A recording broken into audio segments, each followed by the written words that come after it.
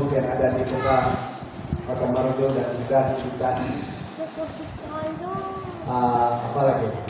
Mogong sama juga kan duduk lapar lebih tilon, betul? Nah, sama dengan dari sana. Tapi kalau kamu bercakap kepada saya ataupun kalau kamu cakap dengan saya dengan bahasa kamu, saya pikir saya tidak salah juga lah. Saya boleh paham juga soal ramai kawan-kawan yang dari area sana yang ya menggunakan bahasa yang sama. Saya berterima kasih karena diberikan peluang mimbar ini untuk memberitakan firman Tuhan. Saya datang dengan istri hari ini. Kalau saya tidak datang dengan istri, masa saya dengan istri itu sangat sedikit sekali, okay? Karena hampir setiap minggu itu saya ada pelayanan luar. Apalagi dalam ujung-ujung tahun seperti ini, khususnya masa-masa cuti. Anak saya beritahu istri saya semasa saya melayani di Kuala Lumpur, minggu yang lalu dia bilang, kenapa bapak-bapak ini? Kalau masa cuti pula sibuk, saya mau jalan-jalan Pak dengan bapak. Inilah harga yang dibayar oleh pastor, okay?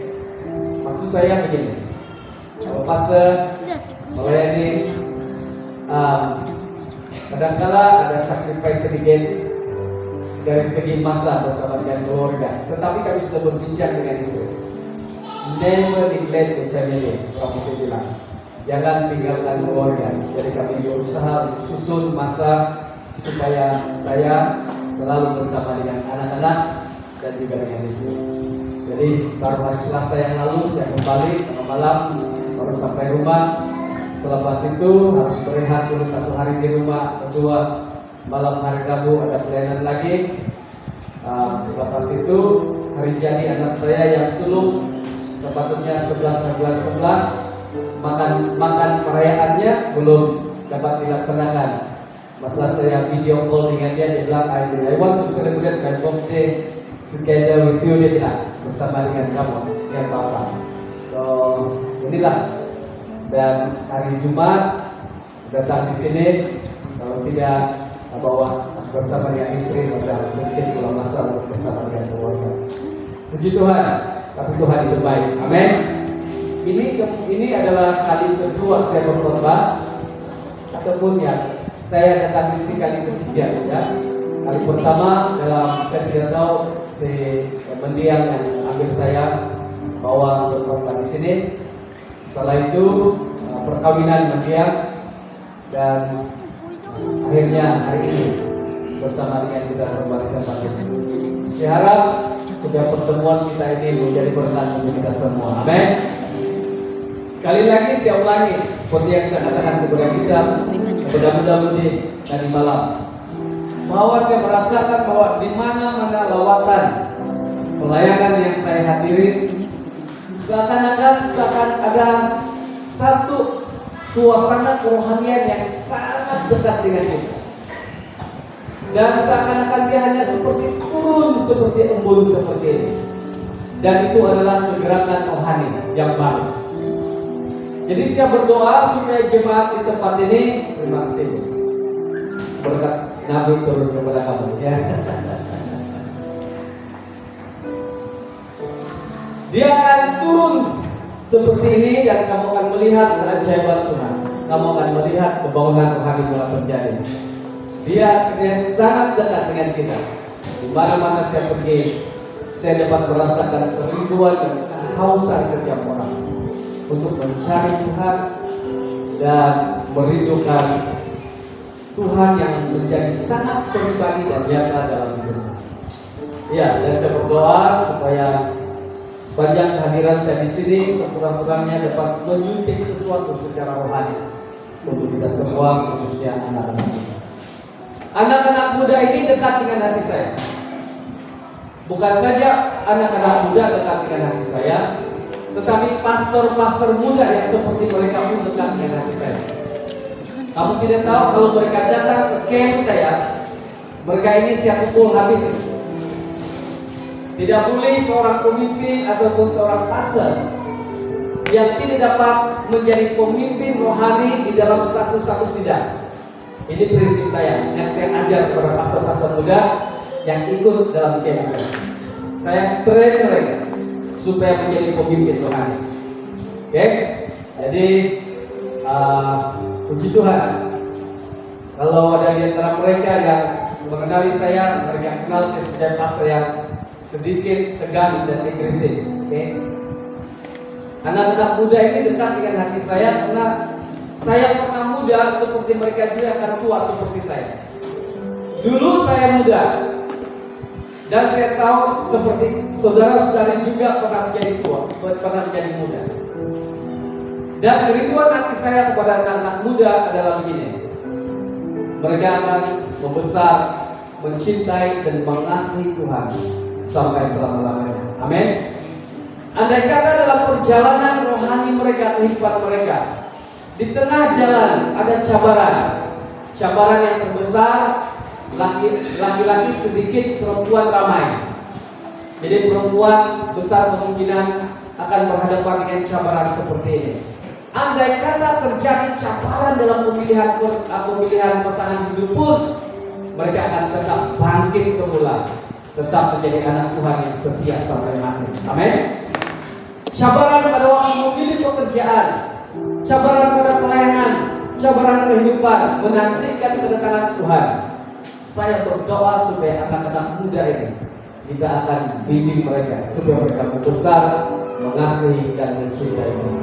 Amin. So,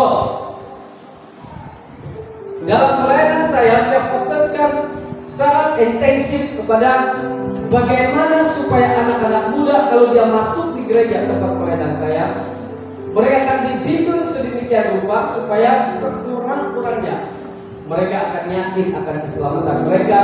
Keselamatan itu tidak ada dalam siapapun, hanya ada dalam Tuhan Yesus Kristus. So ini hati saya.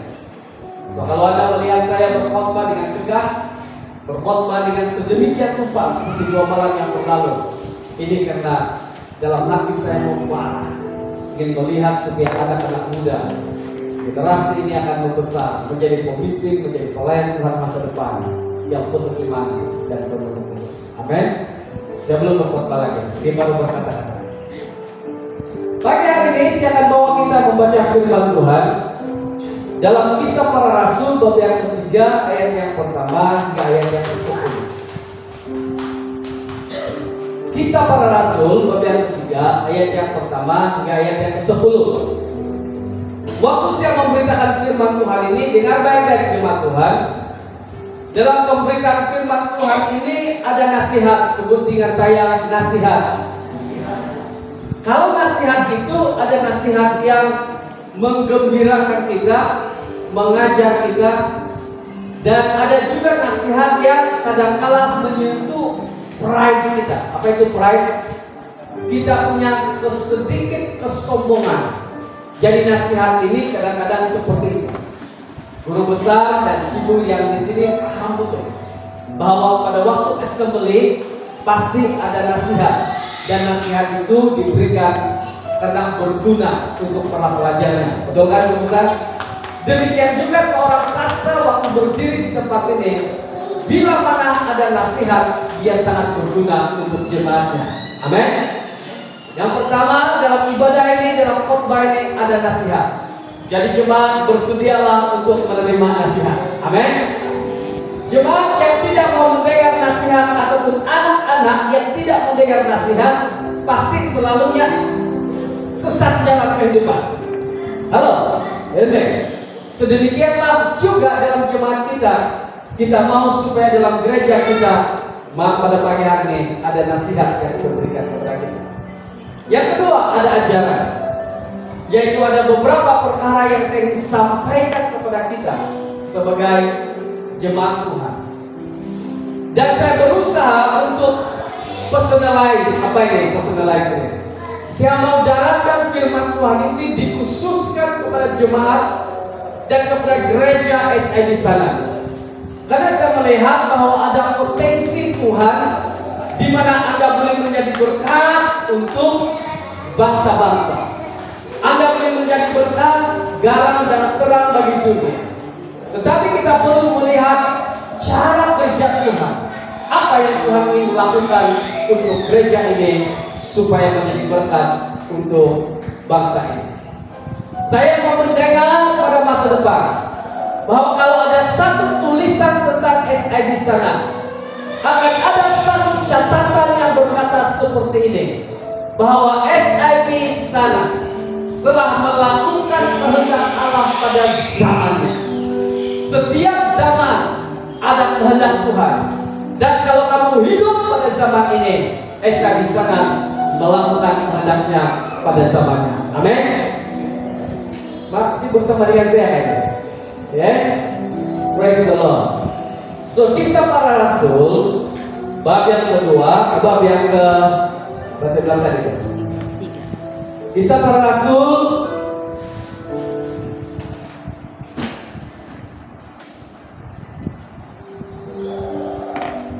bab yang ketiga, ayat yang pertama hingga ayat yang ke-10. Saya minta kita buka Alkitab kita. Kita, kawan-kawan saya dan jemaat biasanya pakai elektronik. Ini tidak ada Alkitab di dalam dia karena memang tidak ada install dia. Ini saya punya kertas elektronik saja, buku elektronik, buku catatan. Kalau sebabnya saya suka, masih setia kepada ayat firman Tuhan ini. Jadi dengan kitab ini saya. Tapi kalau kamu ada kitab elektronik, buka, oke? Saya suka ini karena dulu saya baca firman Alkitab ini, saya baca sampai habis. Jadi kalau saya lihat ada tarik-tarik dia. Tarik ini saya baca sampai sebagai contoh Matius bab yang ke-21 saya baca pada 10 hari bulan 8 2006. Saya baca yang lain lagi, ada tarik catatan. Nah ini baca Alkitab bagus yang ini. Kisah Rasul bab yang ketiga ayat yang pertama hingga ayat yang ke-10. So mari kita baca dengan suara yang didengar ya. Saya baca ayat yang pertama, jemaat baca ayat yang kedua. Sekarang kamu paham kenapa saya suruh kamu buka Alkitab? Karena saya mau kita baca firman Tuhan bersama-sama. Halo, ayo deh. Bersama dengan saya anak-anak muda, yes? Bagus ini baca Alkitab. Ini nasihat, oke? Nasihat saya. Ada di antara jemaat yang 1 minggu tidak baca Alkitab pun. Jadi kalau saya suruh kita baca sekarang, sekurang-kurangnya Anda boleh membaca dengan saya. Amin. Ya. Kisah Rasul yang ketiga ayat yang pertama. Saya baca ayat yang pertama, jemaat baca ayat yang kedua. Pada suatu hari menjelang waktu sembahyang, yaitu pukul 3 petang,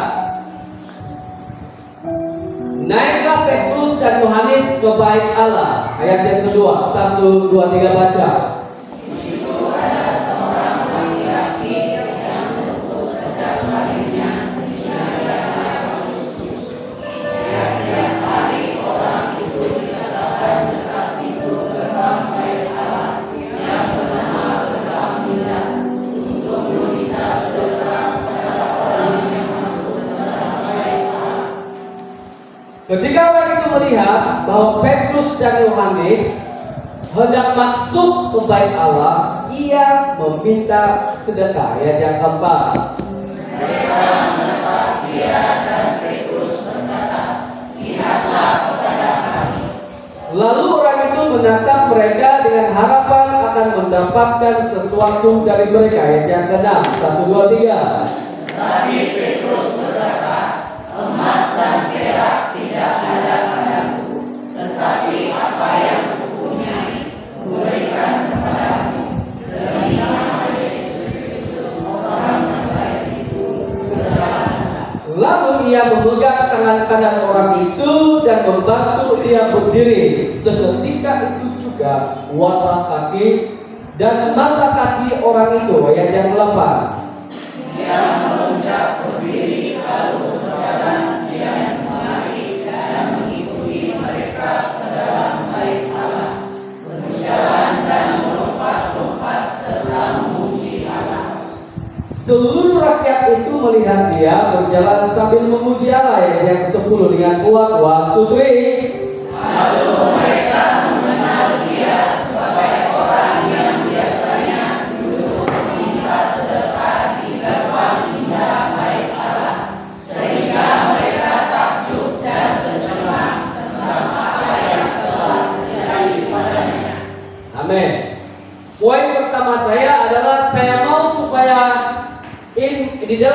pikiran dan hati saya. Dalam cerita ini memperlihatkan bahwa ada seorang yang lumpuh, yang tidak bermaya, akhirnya berdiri, dibebaskan dan memuji-muji Tuhan karena mengalami keajaiban Tuhan. Amin.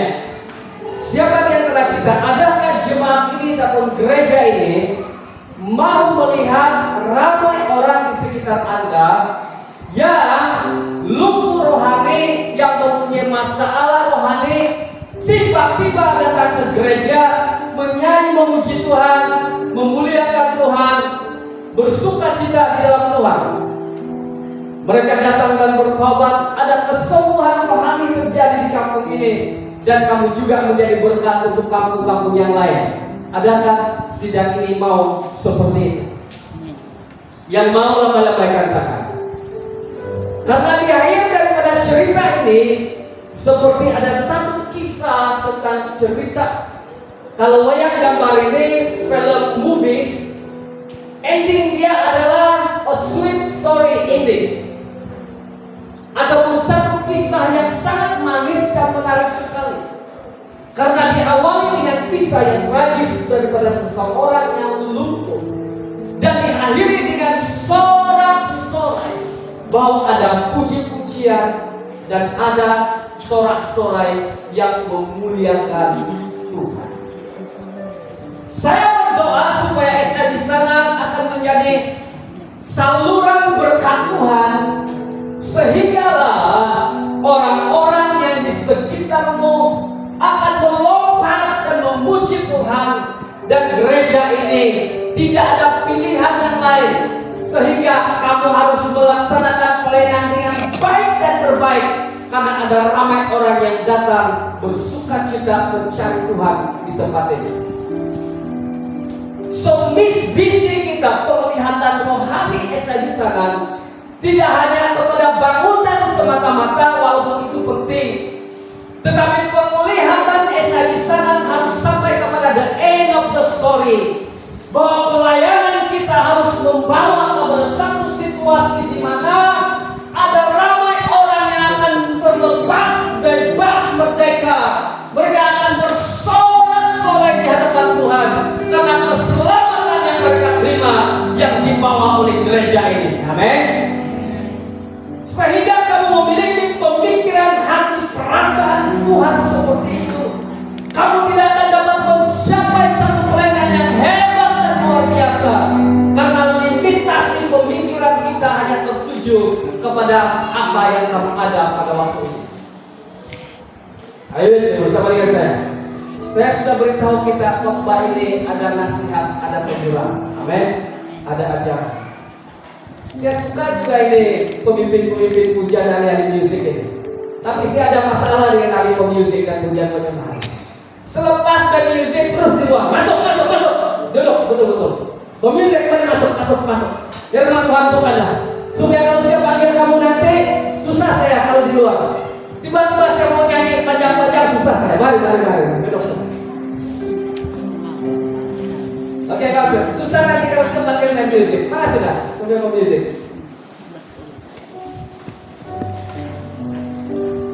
Kata dengan bahasa Jasin susah sedikit. Oke? Jangan marah. Saya tidak marah. Saya beri nasihat saja. Oke?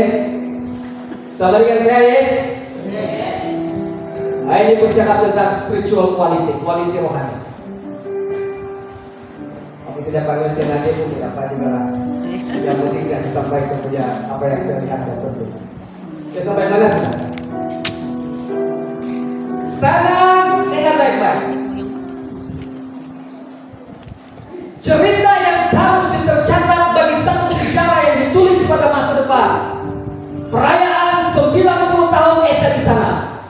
Saya mau kisah seperti ini tertulis. Satu masa dalam pelayanan kami ada orang-orang lumpuh rohani. Tapi pada masa ketua majelis sidang namanya ini, penatuannya ini, pastornya ini, setiausaha ini, semuanya ini, tim ini, akhirnya satu pergerakan rohani terjadi. Yang lumpuh rohani yang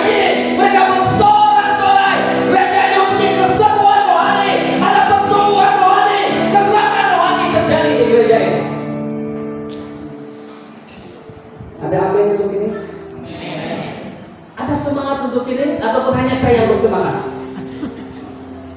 Kalau kamu tidak bersemangat, ambil semangat saya. Karena saya mau melihat satu pergerakan rohani di tempat ini. I truly believe bahwa Tuhan mampu memakai gereja ini untuk menjadikan satu ending story, cerita akhirnya yang berkata, si lumpuh ini bersorak-sorai dan bersuka. Amin. Sangat ini video saya. Teman, kamu tahu kalau saya berkhotbah, ribuan orang, dan 2 orang ngasih tak khotbah seperti ini. Semangat saya tetap sama. Kamu tahu kenapa? Semakin saya bersemangat, saya sendiri diberkati. Siapa yang mau diberkati dengan firman Tuhan? Lambai-lambaikan tangan. Karena itu bersemangatlah terima firman Tuhan. Amin. Beritahu teman di sebelah, pas bersemangat, mari kita bersemangat terima firman Tuhan.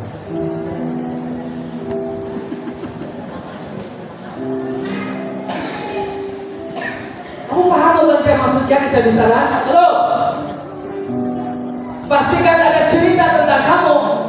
Si lumpuh berdiri berjalan dan bersorak-sorai atas pelayanan kamu. Ini poin yang pertama. Mari kita dimotivasikan dengan firman Tuhan seperti ini. Let get inspired by the word of God. Kata orang putih. Mari diinspirasikan oleh firman Tuhan. Kata Tuhan, kalau kita melihat firman Tuhan seperti ini dan menjadikan itu sebagai bahagian dari hidup kita, cara kita mengurus gereja, cara kita untuk memfokuskan pelayanan kita akan berbeda. Karena kita melihat jiwa-jiwa akan dimenangkan dan ada kemerdekaan bebas. Amin.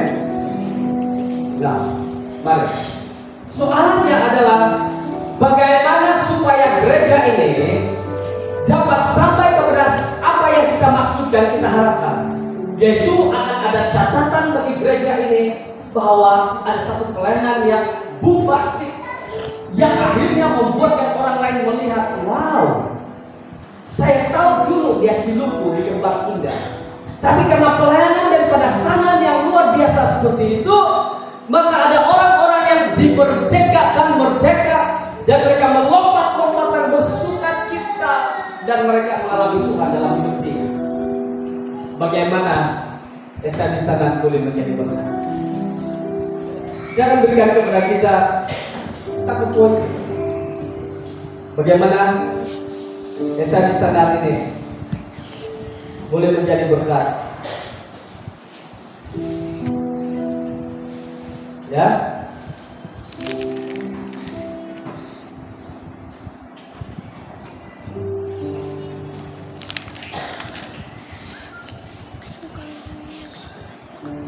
Mari saya bawa kita ayat yang pertama.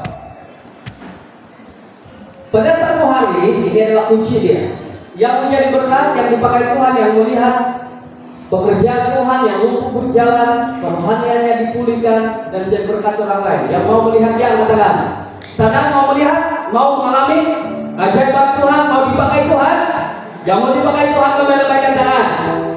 Ya, pemimpin yang harus pertama, karena pemimpin itu harus di depan pemimpinnya. Amin. Puji Tuhan.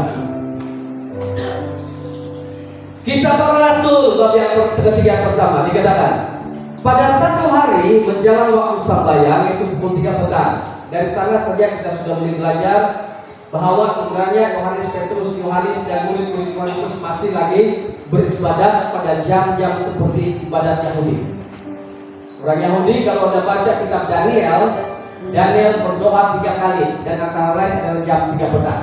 Dia berdoa. Sepersis ada 3 kali mereka beribadah, berdoa setiap hari. Jadi saya tidak tahu siapa yang pandai memandai, tambah 2 lagi jadi 5. Itu saya tidak tahu. Online kan? Ya, harap.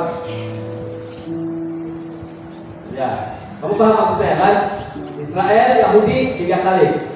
Pada waktu jam 3 petang, naiklah Petrus dan Yohanes ke bait Allah. Artinya tempat ibadah yang sama di bait suci yang Yahudi beribadah, di situ juga murid-murid Tuhan Yesus beribadah. Datang sembahyang. Dalam bahasa Ibrani, dalam bahasa Sanskrit kalau saya tidak salah, atau Indonesian version, apabila dikatakan sembahyang, saya bertanya-tanya apa ini sembahyang? akar kata ataupun sembahyang disambung dengan dua kata, sembahyang. Jadi dia sembah, yang itu adalah merujuk kepada pribadi yang ilahi. Kalau mau belajar bahasa Indonesia, jadi kamu sembah kepada siapa? Yang pribadi yang ilahi. Jadi sembahyang, berdoa, beribadah kepada Tuhan yang ilahi. Itu kata umum dia. Jadi dia datang sembahyang pada jam 3. Di situ ada seorang laki-laki yang lumpuh. Sejak lahir dia harus diusung. Kamu tahu dalam tradisi orang Yahudi, menurut perjanjian lama dan Taurat, si lumpuh ini selalu disatukan pahamannya bahwa orang lumpuh dan bermasalah itu adalah orang berdosa. Sebut dengan saya, orang berdosa. Adakah semua dapat ikut saya? Ya. Orang berdosa. Jadi kalau orang cacat itu menurut orang Yahudi, kepercayaan Taurat dan lain sebagainya itu seakan-akan disatukan dengan dia itu berdosa. Cacat karena berdosa, berdosa itu cacat. Di mana saya tahu? Karena Yesus duduk di satu rumah dan 4 orang menggendong si lumpuh, yang si buka itu atap, yang si turun Yesus di depan mereka. Bukan diturunkan Yesus, mereka turunkan si lumpuh di depan Yesus. Apa Yesus katakan? Dia katakan begini, dosamu sudah diampuni. Orang Farisi dengar, dia katakan, siapa kau? Hanya Allah yang mampu mengampuni dosa manusia. Bukan kau Yesus. Yesus kau anak si siapa? Yusuf dan Maria kan? Kau bukan Allah. Mana boleh kau cakap begitu, dosamu diampuni? Sebab dia dilihat Yesus bukan kelumpuhan dia.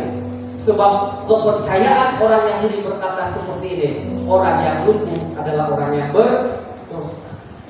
Jadi Yesus mengampuni dosanya. Farisi itu marah sekali.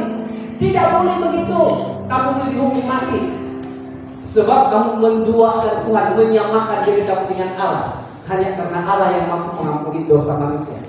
Apa Yesus katakan? Manakah yang lebih baik? Mengucapkan dosamu diampuni atau bangkit berjalanlah? Kamu tahu kalau ada adegan yang dramatik seperti itu, yang lumpuh lalu berdiri, sembuh, artinya apa? Ingat perkataan saya tadi?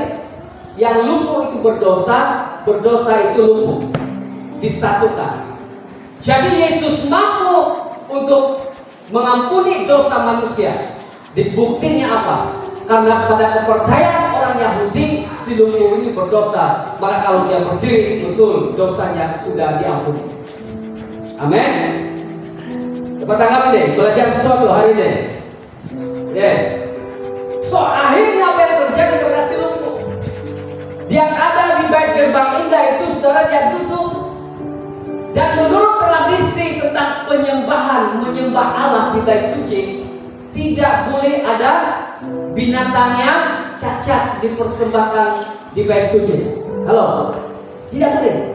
Kalau belum terkukur itu harus sempurna, tidak boleh patah kaki dia. Kalau lembu itu harus tambun, tidak boleh cacat. Dikorbankan harus yang terbaik. Si lumpuh dikatakan orang berdosa cacat, dia tidak boleh masuk di bait suci. Dia hanya ada di tepi gerbang indah. Dia adalah orang yang terpinggir, orang yang tidak ada harapan. Dan Alkitab mencatat bahwa dia selalu meminta sedekah, dia meminta sesuatu. Ini adalah kumpulan sasaran Injil dan pelayanan Esa di sana. Orang-orang yang terpinggir, orang-orang yang tidak ada harapan, orang-orang yang rasa berdosa dan memang berdosa menurut hukum. Tapi itulah orang-orang yang harus dilayani oleh saya di sana. Begitu boy, bersama dengan saya. Halo. Saya harap saya bercakap terus terang kepada kita. Tidak mudah kamu jemput saya berkhotbah dengan hanya menyenangkan hati kamu.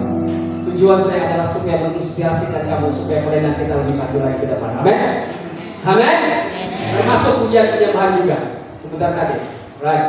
Apalagi yang kita belajar daripada ini.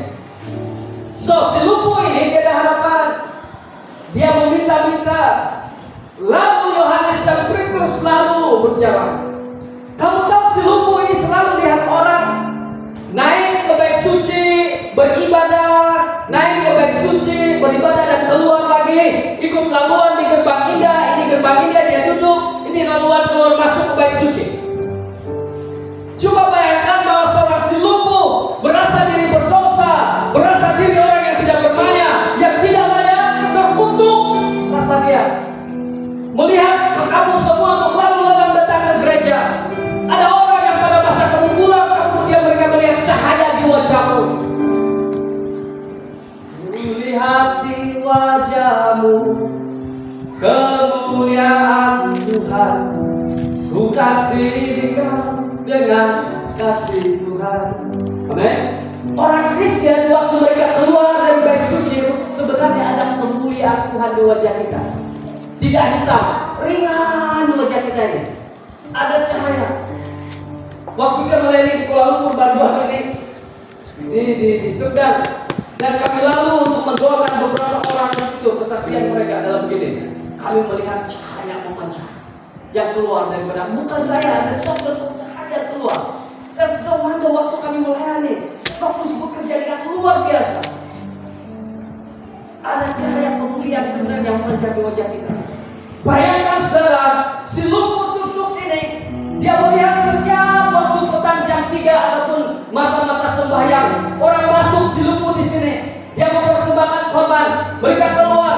Bayangkan betapa rindunya hati dia supaya menjadi sama seperti mereka yang dapat masuk di bait suci dan beribadah di bait suci. Dapat tangkap saat ini? Bayangkan berapa ramai orang yang secara diam-diam sebenarnya kamu pikir mereka adalah orang jahat, kamu pikir mereka adalah orang yang tidak perlu dijangkau. Dengan baik-baik, setiap orang ada hati nuraninya. Kalau kita hidup dengan benar dan melayani Tuhan dengan segenap hati, segenap jiwa, pengaruh kemuliaan Tuhan yang ada dalam hati kita, Roh Kudus yang tinggal dalam kita itu memancar di wajah kita. Dan orang-orang di sekitar sebenarnya ada yang disebut jealousy. Apa itu jealousy? Kecemburuan di dalam hati, yang sebenarnya kita tidak tahu bahwa mereka pun mau supaya ada damai dan sukacita sama seperti yang Anda alami di tempat ini. Jangan baik-baik, jangan tertipu dengan hanya perwatakan mereka. Saya bagi contoh. Kita buat Christmas di sini, kita nyanyi sukacita luar biasa, nyanyikan pujian bagi Tuhan. Kadang-kadang mereka juga buat Christmas dengan cara mereka. 3:10 lah.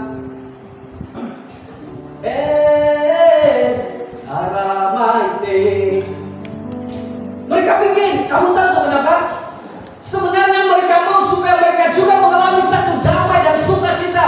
Hanya saja mereka sangat seperti si lumpuh. Dan melihat semua jemaat di sini, sebenarnya mereka ada kerinduan supaya mereka juga mengalami hal yang sama.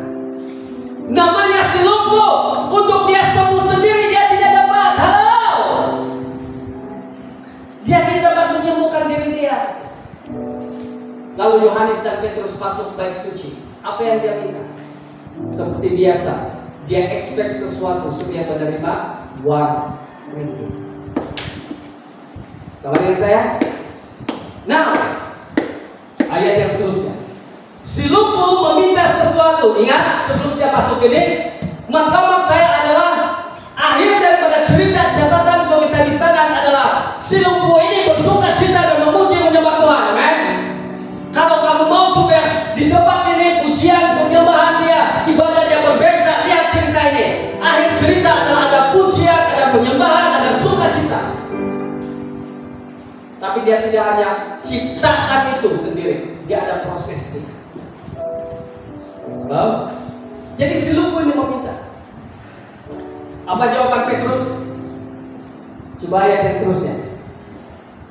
Ayat 2, ayat 3. Next slide. Next slide. Media, you please help me. Oke. Lalu mereka menatap dia, dan Petrus berkata, lihatlah kepada kami. Prinsip yang pertama untuk melayani, pastikan orang melihat Esa di sana. Orang yang meminta harus melihat Esa di sana. Dikatakan, lihatlah kepada kami. Setiap aktivitas, setiap acara yang kita berikan, fokusnya harus berkata kepada setiap orang di sekitar kita, lihatlah kepada kami. Lihat kepada kami. Sesuatu yang menarik mereka, sesuatu yang menarik mereka, sesuatu yang menarik mereka. Lalu ayat yang kelima, silakan. Next. Tetapi Petrus berkata, emas dan perak tidak ada padaku, tetapi apa yang punya aku berikan kepadamu. Demi nama Yesus Kristus orang Nazaret itu berjalan. Poinnya, kalau orang meminta, kalau kamu tidak memiliki apa yang dia minta, kamu tidak dapat memberi. If you don't have something in your hand, itu Inggris sudah untuk anak muda kalau saja. If you don't have something in your hand with you, then you cannot give something to others. You get the point? Kalau kamu tidak memiliki sesuatu, sebagai contoh, uang, emas, kamu tidak dapat memberikan uang dan emas kepada orang lain. Sama dengan saya, anak-anak kita waktu dia minta uang, kalau kita tidak ada uang, kita tidak dapat memberikan duit kepada anak-anak kita pergi ke sekolah. Begitu point. Anak kita minta susu nenek, kalau tiada susu di rumah, maka kita tidak dapat memberikan susu kepada anak-anak. Petrus berkata, emas dan perak tidak ada padaku. Dalam kata yang lain, dengar gereja Esa di sana. Kamu tidak dapat memberikan sesuatu kepada siapa kalau kamu tidak memiliki sesuatu. My question is very simple. Soal saya sederhana. Apa yang kamu miliki yang kamu dapat berikan kepada si lumpuh, yaitu orang-orang yang sedang menanti-nantikan kamu, yang bakal dilayani oleh setiap kamu yang di gereja ini. Mereka itu akhir daripada cerita tentang orang yang kamu layani adalah sorak-sorai memuji menyembah Tuhan. Tetapi ketika dia tidak akan terjadi seperti itu kalau kamu tidak memiliki sesuatu di tangan kamu yang kamu dapat berikan kepada mereka. Kamu tidak dapat memberikan sesuatu kalau kamu tidak memiliki sesuatu. Penginjil datang di tempat kita, tidak dapat dia harus memberikan sesuatu kepada yang diinjili. Kalau dia tidak memiliki sesuatu, dia tidak dapat memberikan. Pengkhotbah yang berkhotbah di tempat ini, banyak alasan. Di ujung hari Jumat malam dia bilang, Pastor ganti siap khotbah, bau saya sakit, dia bilang. Kamu tahu kenapa itu? Sebenarnya dia tidak memiliki sesuatu yang dapat diberikan kepada jemaat. Halo, saudara saya, kadang-kadang salah pastor juga lah tidak ajar itu jemaat pemimpin tentang firman Tuhan dan bagaimana mengajar firman, bagaimana berkhotbah. Siapa suruh untuk pastor tidak ajarkan? Terpaksa lah kembali kepada pastor. Ini adalah untuk kami pastor. Kalau kamu tidak memiliki sesuatu, kami dapat memberikan sesuatu. Anak-anak muda, pelayanan-pelayanan wanita, PMM, wira, itulah jemaat kita. Kamu tidak dapat memberikan sesuatu kepada setiap jemaat kamu ataupun yang di luar sana kalau kamu tidak dapat memiliki, tidak ada sesuatu. Seperti Petrus katakan, saya tidak ada yang kamu minta. Apa? Uang dan perak. Emas dan perak tidak ada padaku. Sehingga ayat yang seterusnya, mari kita baca ayat yang ke-7. Ayat yang ke-6. Ayat ke-6. Kembali dari ayat yang ke-6. Tetapi apa yang kupunyai kuberikan kepadamu. Petrus tidak ada uang, tidak ada yang diberikan kepada si lumpuh karena mereka memang tidak uang. Tetapi ada sesuatu yang ada di dalam mereka yang dapat diberikan kepada si lumpuh. Ada sesuatu yang ada di sana yang sepatutnya ada yang dapat diberikan kepada orang yang menanti-nantikan kehadiran Anda. Yang jelas melihat Anda bahwa kenapa mereka bersuka cita, kenapa mereka ada damai sejahtera, kenapa keluarga mereka seperti ini, kenapa muda-mudinya hidup kudus, kenapa muda-mudinya datang melayani dan lain sebagainya. Apa perbedaannya? Saya mau seperti itu. Mereka ini jelas. Dan kepada yang seperti itu Petrus berkata, tetapi kalau saya tidak ada uang ringgit, saya memiliki yang ini. Artinya apa? Kamu hanya dapat memberi kalau kamu memiliki sesuatu. Amin. Saya di sana dengan sedekah. Siapa yang mau melihat supaya ada satu suasana di mana orang-orang akan memuji-puji Tuhan karena keselamatan dan kuasa Allah bekerja. Saya percaya saya di sana mau melihat itu. Amin. Catatan tentang sejarah Esa di sana tercatat pada 100 tahun yang akan datang. Pada tahun 2024 kami melihat satu pergerakan Tuhan yang besar untuk Esa di sana. Tetapi rahasianya, kamu tidak dapat memberi kalau kamu tidak memiliki sesuatu. Unless you have something in your head, in your heart, then you can give something to others. Itu bahasa Inggris. Itu Inggris dusuk, oke? Bukan Inggris warna putih yang di British. Istri saya tunggu saya jangan cakap Inggris. Betul juga ya. Kamu tidak dapat memberi sesuatu kalau kamu tidak memiliki sesuatu. Apa yang Petrus dan Yohanes ada, dan itu yang saya katakan kepada kita, ini yang perlu ada di dalam kamu. Yang pertama dikatakan, demi nama Yesus Kristus orang Nazaret itu berjalanlah. Haleluya.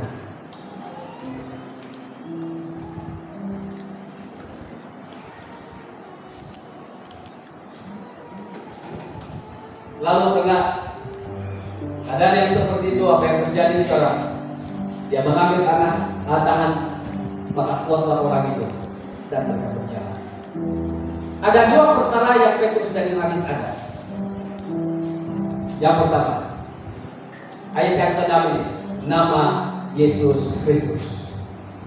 Sebut dengan saya, nama Yesus Kristus. 1, 2, 3. Nama Yesus. Ini yang sangat harus ada. Kuasa dalam nama Tuhan Yesus Kristus. Kisah Rasul yang ketiga yang ke-16. Ini yang Petrus dan Yohanes ada. Mereka tidak memiliki uang. Mereka tidak dapat memberi sesuatu kalau mereka tidak memiliki. Yang mereka miliki adalah nama Yesus. Dan ayat yang ke-16 dari bab yang ketiga berkata seperti ini.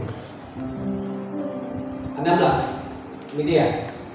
Dan karena kepercayaan dalam nama Yesus, maka nama itu telah menguatkan orang yang kamu lihat dan kamu kenal ini, dan kepercayaan itu telah memberi kesembuhan kepada orang ini di depan kamu semua. Apa yang perlu ada pada saya di sana? Kepercayaan di dalam nama Tuhan Yesus.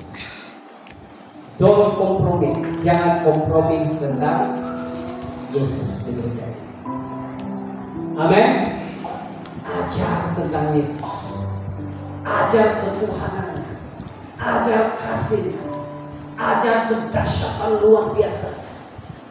Dan setiap yang ada di sini hidup di dalam Yesus Kristus. Amin. Saya sampai kepada poin akhir saya, bahwa kalau kamu tidak memiliki sesuatu, kamu tidak dapat memberikan sesuatu. Kalau kamu tidak dapat memberi sesuatu, kamu tidak menjadikan cerita akhir yang luar biasa, karena kamu tidak memiliki sesuatu. Esa di sana, apa yang perlu ada di gereja ini? Kepercayaan dalam nama Yesus. Itu yang pertama. Yang kedua yang perlu ada pada Esa di sana adalah dalam Kisah Rasul bab yang kedua ayat yang keempat. Kenapa Petrus dan Yohanes dapat melakukan satu pelayanan yang dramatis sekali? Karena Kisah Rasul bab yang kedua ayat yang keempat berkata seperti ini. Maka berdoalah mereka dengan Roh Kudus. Lalu mereka mulai berkata-kata dengan bahasa lain seperti yang diberikan oleh Roh itu kepada mereka untuk mengertakan. Gariskan kata maka berdoalah mereka dengan Roh Kudus. Ucapkan dengan saya. Maka penuhlah mereka dengan Roh Kudus. 1, 2, 3. Maka penuhlah mereka dengan Roh Kudus. So mari kita ubah itu nama mereka kepada sana. Boleh? Maka penuhlah sana dengan Roh Kudus. 1, 2, 3. Maka penuhlah sana dengan Roh Kudus. Yang ada dengan mereka adalah mereka dipenuhi dengan Roh Kudus. Ayat yang bab yang kedua. Bab yang ketiga. Lalu mereka dipercayakan untuk menyembuhkan si lumpuh. Kalau tidak ada Roh Kudus di dalam mereka, mereka tidak mampu melakukannya. Halo. Kalau sana tidak ada Roh Kudus di dalam kamu, kamu tidak dapat melakukan satu kisah cerita pelayanan yang story akhirnya adalah melihat orang memuji-muji Tuhan, suka cita di dalam. Ayo ini, bersabar dengan saya. Yes. Kisah Rasul yang pertama ayat 8. Kamu akan menerima kuasa kalau Roh Kudus turun kepada kamu, dan kamu akan menjadi saksiku di Yerusalem, Yudea, Samaria, dan sampai ke ujung bumi. Kuasa yang diberikan kepada Petrus dan Yohanes yang mengalir itu adalah Roh Kudus bekerja di dalam mereka dan oleh mereka, sehingga mereka sangat confident dan yakin berkata, emas dan perak tidak ada padaku. Memang benar kalau saya tidak memiliki sesuatu, saya tidak dapat memberikan sesuatu kepada kamu berupa uang dan ringgit dan sebagainya. Tetapi yang kumiliki karena saya memiliki yang satu ini, yaitu nama Yesus dan kuasa Roh Kudus yang ada dalam saya, yang saya terima kata Petrus dan Yohanes. Maka ini yang saya berikan kepada kamu, demi nama Yesus orang Nazaret bangkit bicara. Saudara, bisa. Don't limit your vision. Jangan limitasikan penglihatan rohani Anda hanya dengan enjoy di sini dengan nyanyian suka-sukamu Tuhan, suka-sukamu Tuhan, suka-sukamu Tuhan, suka-sukamu Tuhan.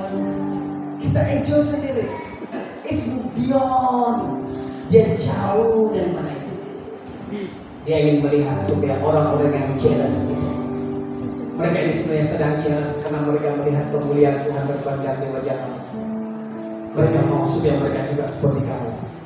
Dan pada waktu Anda melayaninya, dia akan bangkit dan bersuka cita bersama dengan kita berkira bersama. Dan nama Tuhan dimuliakan. Amin. Berikan tepuk tangan kepada kita.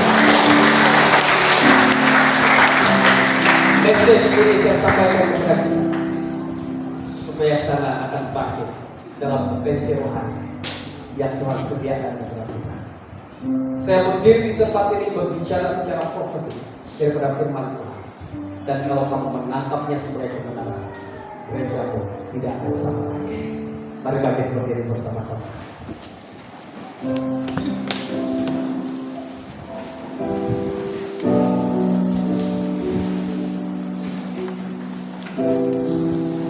Karya terbesar dalam hidupku, pengorbananmu yang selamatkanku, Engkaulah harta yang tak ternilai, yang ku miliki dan ku hargai.